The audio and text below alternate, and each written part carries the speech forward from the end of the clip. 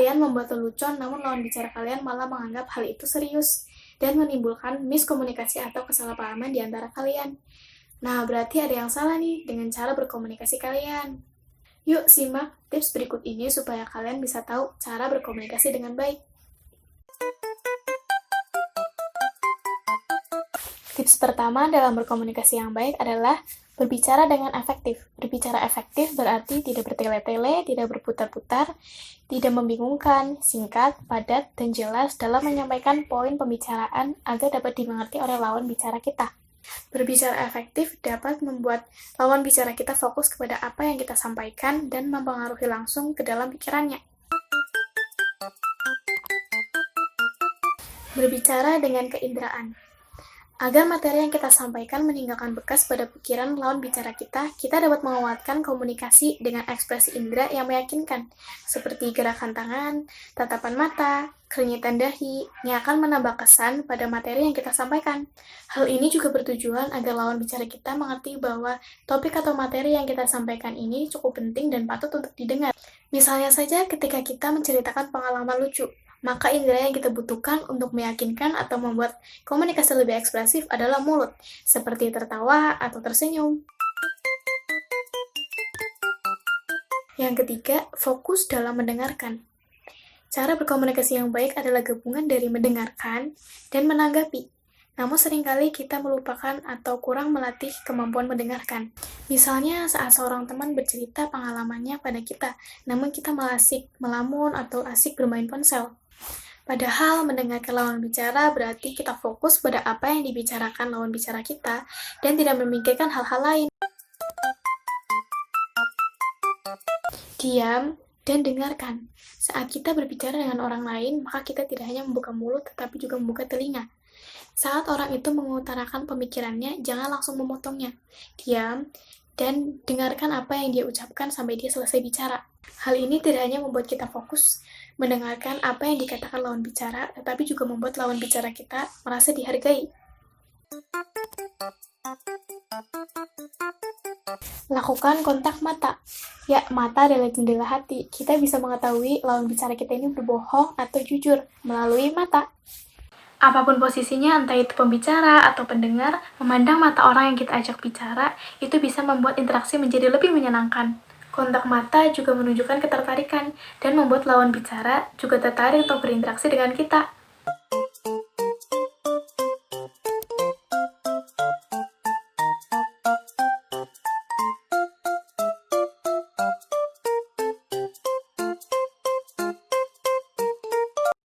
Memperhatikan gestur tubuh.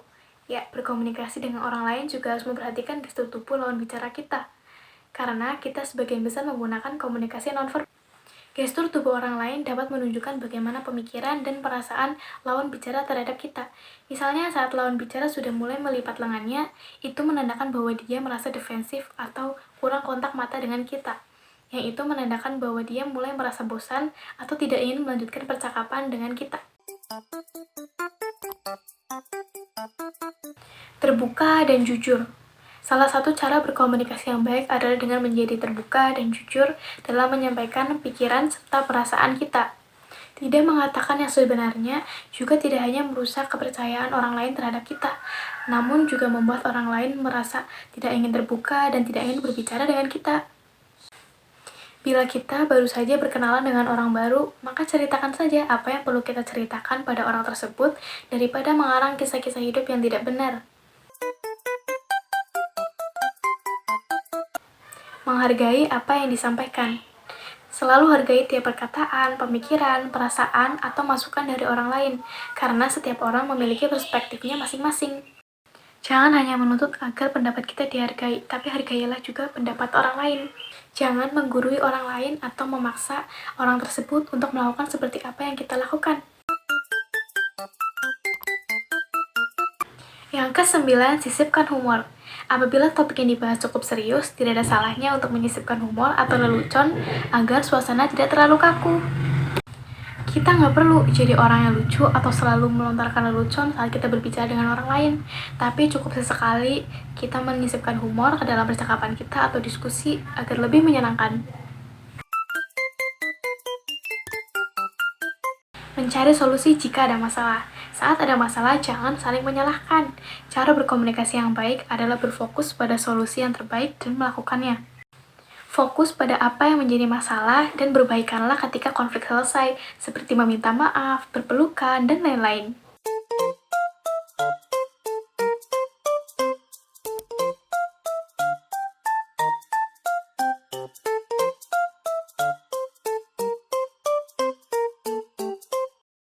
Yang ke-11, jangan terbawa emosi. Kita mudah terbawa emosi saat kita sedang berdiskusi atau berdebat dengan sengit dengan orang lain. Namun, membicarakan hal dengan emosi justru tidak akan memberikan jalan keluar.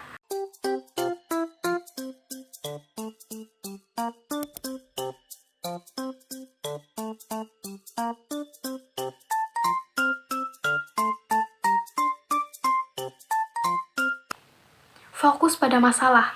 Terkadang apabila kita dan lawan bicara sudah terbawa emosi, akan terus komplain satu sama lain dan mulai membahas hal-hal lain yang tidak berhubungan dengan permasalahan saat itu.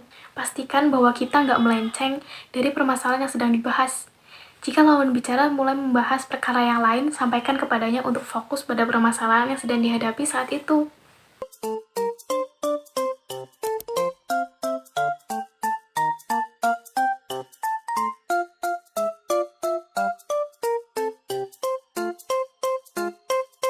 Jangan memotong pembicaraan. Ya, ketika topik yang dibahas begitu menarik, perhatikan juga waktu untuk menyambung pembicaraan. Jangan sekali-kali memotong pembicaraan orang lain karena itu terkesan tidak sopan. Dengarkan sampai orang tersebut selesai berbicara. Kalaupun ingin memotong pembicaraan, maka usahakan acungkan jari terlebih dahulu. Jika diperkenankan untuk berbicara, barulah Anda berbicara.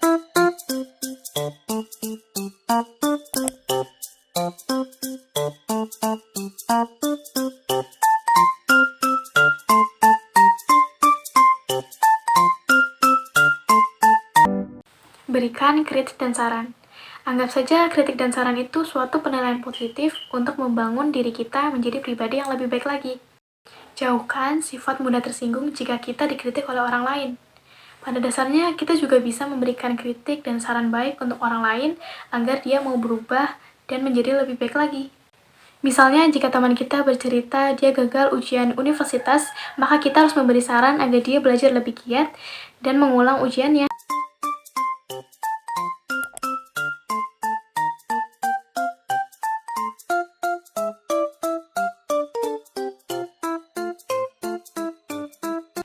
Melontarkan pertanyaan terbuka. Terkadang orang lain tidak bisa mengutarakan isi perasaan atau pemikiran mereka dengan lancar. Cara berkomunikasi yang baik adalah dengan mencari tahu apa yang sebenarnya ingin disampaikan oleh lawan bicara kita ini. Kita bisa meminta lawan bicara untuk mengulang kembali perkataannya dengan lebih jelas atau menanyakan bagian dari ucapannya yang tidak kita mengerti.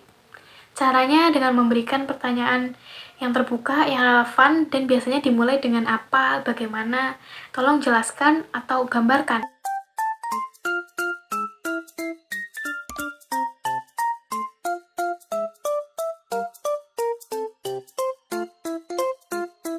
Menyimpulkan dan memberikan klarifikasi. Biasanya tahap akhir dari percakapan adalah kita menyimpulkan apa yang telah kita dengar dan memastikan bahwa kita benar-benar memahami apa yang dimaksud oleh lawan bicara kita. Hal ini membantu kita terhindar dari komunikasi yang tidak jelas. Nah, itu dia tips cara berkomunikasi dengan baik. Coba dipahami dan jangan lupa dipraktekin ya.